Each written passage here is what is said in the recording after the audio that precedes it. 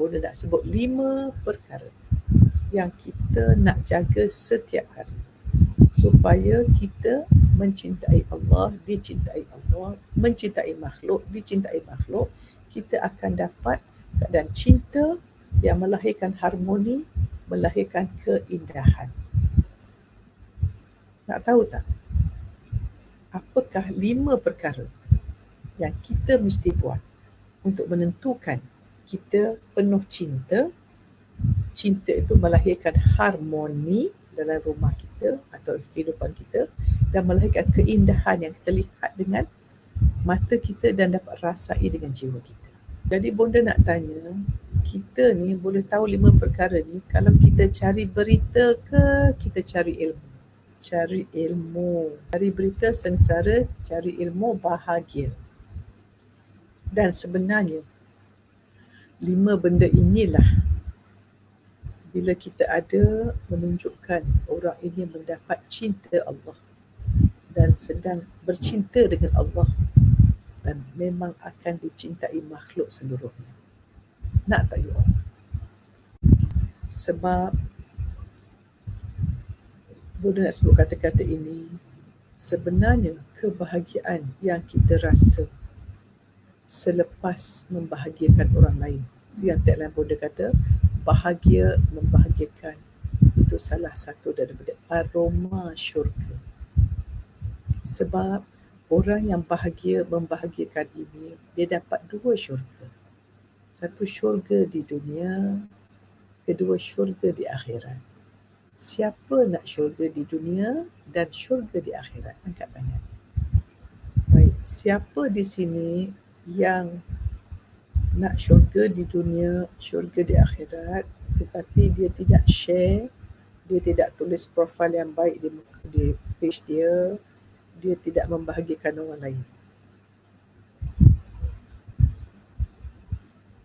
Siapa yang tulis dia ndak, memang dia akan dapat. Sebab when you tulis, otak you akan register. Energi ndak tu dah sampai.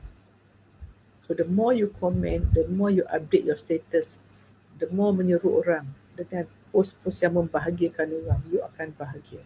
Bila you bahagia membahagiakan, you dapat semua. Nak tak dapat syurga di dunia akhirat? Nak sebut 5 perkara. 5 perkara yang kita ada menunjukkan sebenarnya itulah tanda orang yang sudah mencintai Allah. Ya, kita hanya akan dapat bahagia membahagiakan, kita akan mendapat aroma syurga apabila kita cinta pada Allah. Setiap kecintaan melahirkan harmoni, setiap keharmoni melahirkan keindahan. Okey. So, yang pertama ialah orang yang cinta pada Allah, orang yang akan dapat bahagia membahagiakan ialah orang yang menjaga segala hukum syariat.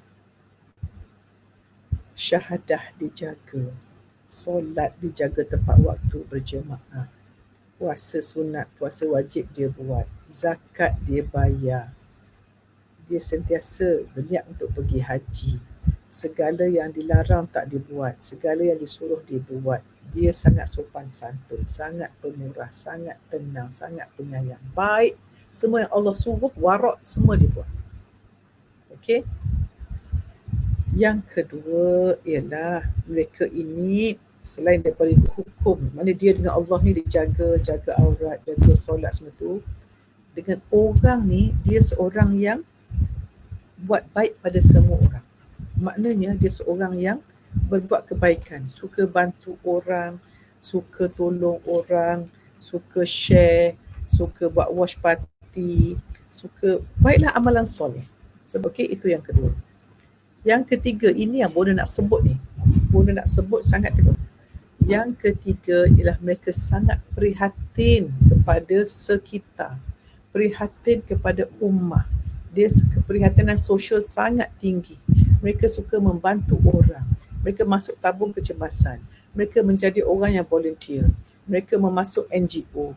Mereka buat apa-apa untuk kebaikan ummah. Mereka tak fikir aku nak solat tahajud saja, aku nak baik dengan anak aku saja. Dia sentiasa peka. Dia tengok berita orang susah. Dia nampak ada bantuan kecemasan dekat Instagram, semua minta bantuan, semua dia akan tolong. Kalau tak dengan duit pun, dia sampaikan ataupun dia mendoakan. Okey, sangat-sangat prihatin. Keprihatinan sosial yang tinggi. Yang ketiga. Okey. Apakah yang keempat? Ini yang penting. Inilah orang yang mencari ilmu. Yang keempat, memperbaiki diri. Sentiasa memperbaiki diri. Personal development, professional development, spiritual development. Sentiasa memperbaiki diri. Sebab apabila kita tidak ada niat memperbaiki diri dengan ilmu, kita akan sibuk mencari berita, melihat keburukan orang lain.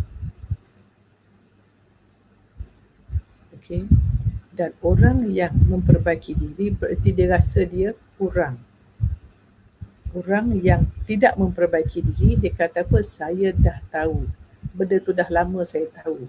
Sekolah pun dah belajar. Buat apa benda yang sama?